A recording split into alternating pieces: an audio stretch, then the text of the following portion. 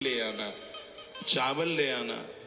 गिदी का बुरादा श्री वर्धक है। गिदी तेल आयुष बढ़ाता है, समृद्धि बढ़ाता है, धन बढ़ाता है, बाजार में डूबा हुआ पैसे को वापस लाता है। तेल की जो 40 दिन घर में अखंड जल जाए, घोर गरीबी का नाश हो जाता है। तिल की इतनी बड़ी विशेषता, कल ही मैंने आपको बोला है।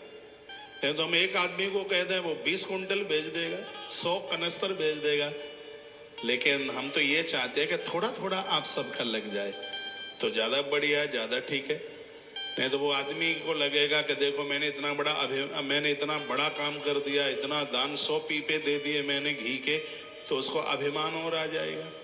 आज मैं सुबह परिक्रमा लगा रहा था, माता ऐसी ऐसी डिब्बियां भर के घी की लेकर के आ रही थी, शुद्ध देसी घी। अरे नाक में पार हो रही थी खुशबू, मन गदगद हो रहा था।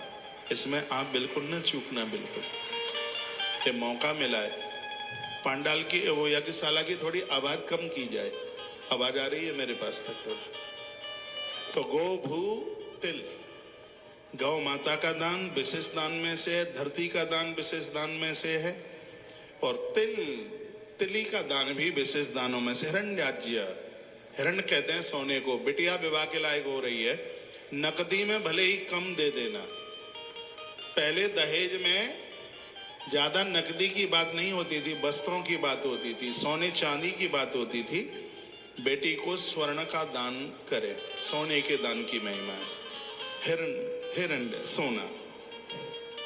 फिर कहा वासो, वास कहते हैं वस्त्रों को। उसको साड़ी दीजिए, वस्त्र दीजिए। जब उसकी भामर पड़ती हैं तो मामा की साड़ी पहनी हुई होती है बेटी। हाँ, मामा का 50% रोल होता है, मामा का। लेकिन दादी मामा की बड़ी बुराई करती है, पता नहीं क्यों, मामा ने क्या बिगाड़ दिया है उसका। तो हाँ, मामा सपनी जैसा ना हो। पता नहीं क्यों इन दादियों को अपना भैया बड़ा अच्छा लगता है, बहू का भैया क्यों अच्छा नहीं लगता। खैर यहाँ वाली दादी ऐसी नहीं है, मैं तो ज्यादातर ऐसे। बासो, वस्त्र का दान। मैं श्लोक पढ़ करके व्याख्या कर रहा हूं। वस्त्र का दान बहुत बड़ा दान है, बहुत बड़ा दान। भगवान श्री कृष्ण ने द्रौपदी के लिए वस्त्र का दान ही तो किया था, द्वारका का राजा।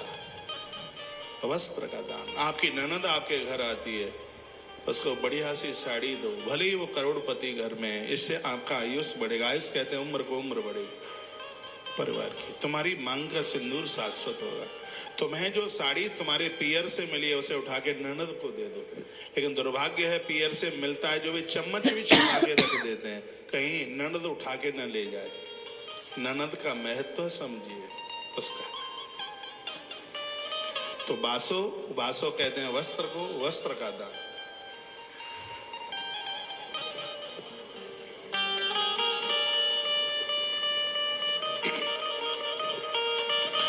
उसके तत्पश्चात अन्न का दान। अन्न के दान की बड़ी महिमा। भूखे को भोजन कराना बहुत बड़ी महिमा है। इसमें कंजूसाई मत करना कभी भी। आवे अतिथि द्वार पर करो सकल सम्मान, ना जाने किस भेष में मिल जावे भगवान। 4 रोटी हैं, 2 रोटी खा लो, 2 बांट दो। हम खाने के लिए नहीं जी रहे, हम खिलाने के लिए जीवन जी रहे हैं, खिलाने के लिए। ये धरती महात्मा दधीची की है, जिसने हड्डियां अस्थियां भी दान में दे दी। देते देते व्यक्ति देवता हो जाता है। देने की भावना होनी चाहिए। भगवान शंकर कहते हैं, हे नंदी, जो अपने घर से किसी को भूखा नहीं जाने देता, वैकुंठनाथ उसके घर को कभी नहीं छोड़ता। भगवान नारायण उसके घर को कभी छोड़ के नहीं जाता है, जिसके घर से कभी कोई भूखा नहीं जाता। भंडारों में अपनी श्रद्धा रखिए, जिमाने में अपनी श्रद्धा रखिए। 3 तरह के लोग होते हैं। एक वो होते हैं जो छीन करके खाते हैं, एक वो होते हैं जो कमा करके खाते हैं, और एक वो होते हैं जो कमा कर दूसरों को खिलाते हैं, बच जाता है तो खा लेते हैं। एक वो होता है। जो छीन करके खाते हैं वो निशाचर है। जो कमा करके खाते हैं वो मनुष्य हैं, जो कमा करके दूसरों को खिला करके खाते हैं वह देवता हैं। देवता बनिए, वो देव बनो, देव देव देव बनिए, देवता बनिए। आपके घर में रसोई शुरू होती है, पहले बाहर आइए, देखिए कोई भूखा तो नहीं खड़ा है।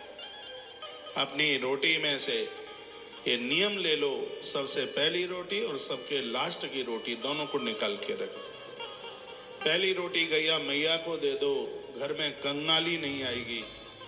और लास्ट की रोटी स्वान को दे दो, कुत्ते को। कुत्ता पालना ठीक नहीं है, उसको रोटी देना बहुत ठीक है। भैरों का गढ़ है ना, कुतरे को रोटी देने से ताले नहीं टूटते, चोरी नहीं होती। हाँ, ये उसको रोटी देने की बात है, रोटी देने की। कुतरे को सरसों के तेल का पुआ बना करके खिलाया जाए भैरव बाबा का स्मरण करके, तो इससे शनि की दशा शांत हो जाती है। सरसों के तेल में पुआ, मीठा पुआ बना करके और मानसिक भैरव बाबा का ध्यान करके और उस कुतरे को आप खिला दीजिएगा। भयंकर से भयंकर जो शनि की दशा है वो ऐसे निकल के चली जाएगी, बिल्कुल चली जाएगी। महात्मा पिपलाद की कथा है ना, इसमें मैं आगे सुनाऊंगा। मेरे पास बिना प्रमाण को कोई बात आती नहीं है। तो मैं धन की बात कर रहा था। धन्य, एक रोटी गैया मैया के लिए, एक रोटी स्वान के लिए। लास्ट की रोटी, लास्ट की रोटी खाने में ठीक नहीं होती और पहली रोटी भी खाने में ठीक नहीं होती, क्योंकि दूसरों के अधिकार की रोटी। आपको ध्यान हो, दादी कहा करती थी, कहती थी कि ऐसा लगता है कि बुद्धिहीन है, इसने पिछली रोटी खाई है। वो इसलिए बोलती थी कि जो पीछे की रोटी जो दूसरों का खा लेते हैं उनकी बुद्धि नष्ट हो जाती है। तो पीछे की रोटी है, आगे की रोटी है। पहली रोटी गैया मैया की है, लास्ट की जो रोटी है वो स्वान की है, कुतरे की है। तो ये दो रोटियां नहीं, ये ना खाएं तो निकालें उसको, फिर आप देखो क्या आनंद आता है। आनंद हो जाएगा, आप करके तो देखिए। अगली बात बताई, गुड़ आने चाहिए। गुड़ का दान करने से रोग समाप्त होते हैं। गुड़ का दान करने से मस्तिष्क ऊर्जा बढ़ती है। गुड़ का दान करने से वैभव बढ़ता है। गुड़ का दान करने से बहुत विस्तार होता है। इसलिए तो कल मैंने आपको बोला था, घर में ही गुड़ का बुरादा सा बना करके और उसको यज्ञ में ला करके दे देना। हमारे आचार्य लोग उसको आहुति में डालते हैं। कपूर का दान करने से, अभी 30 दान 31 दान कराए माघ के महीने में, और हो सकता है कि आप उसमें से जुड़े हों। यदि जुड़े रहे हों तो चबर मिल रहा है प्रसाद में। चबर जानते हैं, गौ माता की पूंछ से बनता है चबर, जिसमें देवी देवताओं की आरती होती है। ये घर में होना चाहिए। ये एक बार जयकारा लगाएंगे आप, बोले बांके बिहारी लाल की जय हो। तो उसमें हमने गुड़ के दान की बात कही, कपूर के दान की बात कही। कपूर जलाने से बाघ सिद्धि हो जाती है। आप में 90% ऐसे लोग हैं जिनके घर में आरती तो होती है लेकिन आरती में कपूर नहीं जलाया जाता। आप में 95% ऐसे लोग हैं जिनके घर में कपूर मिलता ही नहीं है। और जिसके घर में कपूर, जनेऊ, सुपारी, कलावा, चंदन, रोली, मोली ये चीजें होती हैं, उस घर में वास्तु दोष नहीं रहता। जिसके घर में तुलसी पूजन होता है उसके घर में वास्तु दोष नहीं रहता, होता ही नहीं है, रहता ही नहीं है। जिसके घर में साबुत हल्दी रहती है, ये पिसी हुई हल्दी से साबुत हल्दी की बड़ी महिमा है, उसके घर में कोई जादू टोना टोटका ये कर ही नहीं सकता, उसका प्रभाव ही नहीं होगा। ये साबुत हल्दी की इतनी बड़ी महिमा है, ये सबके घर में होनी चाहिए। तो कपूर जलाइए, कपूर को आरती में जलाइए। कपूर हम लोग जलाते हैं, आश्रम में क्विंटलों कपूर लगता है महीने में। कपूर बड़ी महिमा है, बाघ सिद्धि हो जाती है। गूंगे बहरे बच्चे जन्म नहीं लेते उस घर में, महादेव बड़े प्रसन्न होते हैं। आरती के बाद एक श्लोक गाया जाता है, कर्पूर गौरम करुणावतारम। शंकर बड़े प्रसन्न होते हैं। जब महादेव का विवाह हो रहा था तब नारायण ने इस श्लोक बोला था। ये जब नारायण का विवाह हो रहा था तब महादेव ने भी एक श्लोक बोला। पूजा शुरू करो तो वो श्लोक बोलो जो शंकर जी ने बोला था, और पूजा समापन हो तो वो श्लोक बोलो जो नारायण ने बोला था। तो शंकर जी ने कौन सा श्लोक बोला?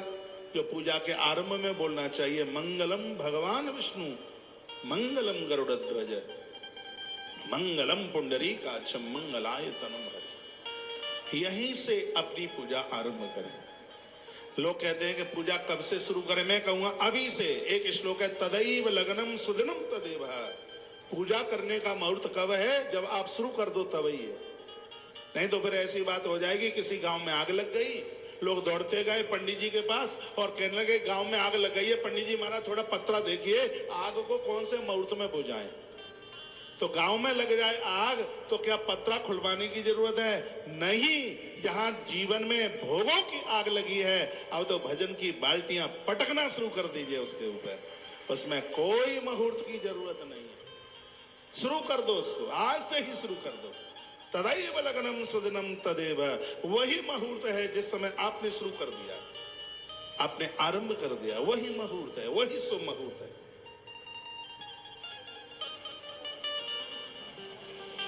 थोड़ा कपूर घर में रखिए, आरती में जलाइए कपूर, और यहाँ यज्ञ में भी लेके आइए। यहाँ बहुत परचूनी के दुकानदार भी बैठे हैं, खूब कपूर बेचते हो, सालों साल खूब घी बेचते हो, खूब घी बेचा है, नकली भी, असली भी बेचा और नकली भी बेचा है। आजकल एक नकली घी हो रहा था, 3000 का कनिस्तर आता है, बहुत बड़ी मिलावट है, चर्बी मिली होगी उसमें, यूज मत करना देवताओं के लिए। कोई 3000 में 15 किलो घी आएगा? ये ज्यादातर ऐसे भंडारों में देसी घी के नाम पर यही यूज होता है। ऐसी बड़ी बड़ी फैक्ट्रियां चल रही हैं, सावधान, इससे बचना। इसमें चर्बी है। अलीगढ़ में 3-4 साल पहले हाथरस अलीगढ़ के बीच में 7 ट्रक पकड़े गए थे इसके। ये चर्बी है इसमें, बिल्कुल भी, एकदम बिल्कुल, इसको यूज मत करना। 2800, 2900, 3000 का कनिस्तर आता है। अरे भैया, गैया का घी तो 3000 रुपया किलो आता है। 30 लीटर दूध में 1 किलो घी निकलता है गौ माता का। हम तो बनाते हैं इसलिए पता है। सर्दी में 30 लीटर में 1 किलो और गर्मी में 26 लीटर में 1 किलो घी बनता है।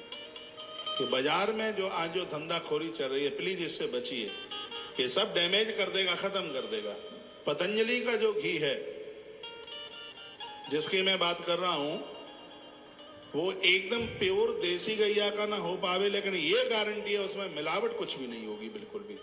यदि आपके घर घी नहीं है तो ये आप यूज कर लीजिए। उसमें रिफाइंड नहीं होगी, उसमें डालडा नहीं होगी, उसमें चर्बी नहीं होगी, प्योर देसी गाय का नहीं होगा तो और गैया का होगा, भैंस का होगा, लेकिन उसमें ये मिलावट नहीं होगी जो बाजार में जो धंधेखोरी चल रही है। हाँ, उसको यूज कर लीजिए। उसको ये बात बोलने के लिए बाबा जी से मेरी बात नहीं हुई है, उन्होंने मुझे कहा हो कि ऐसा बोल देना, ऐसा कुछ नहीं। जब कभी घी का अभाव हो जाता है, क्यों भंडारा चलता रहता है, आश्रम में रिफाइंड डालडा चलती नहीं है, तो फिर मैं वही यूज कर लेता हूं। तो इस यज्ञ में भी आप थोड़ा थोड़ा, आपके घर पर बनाया हुआ नहीं है तो वो घी ले आइए। और भी हैं कंपनियां, ऐसी बात नहीं है। एक और है नोवा है कि नोवा है? हाँ, अमूल का भी है, लेकिन वो कनिस्तर 7-8 हजार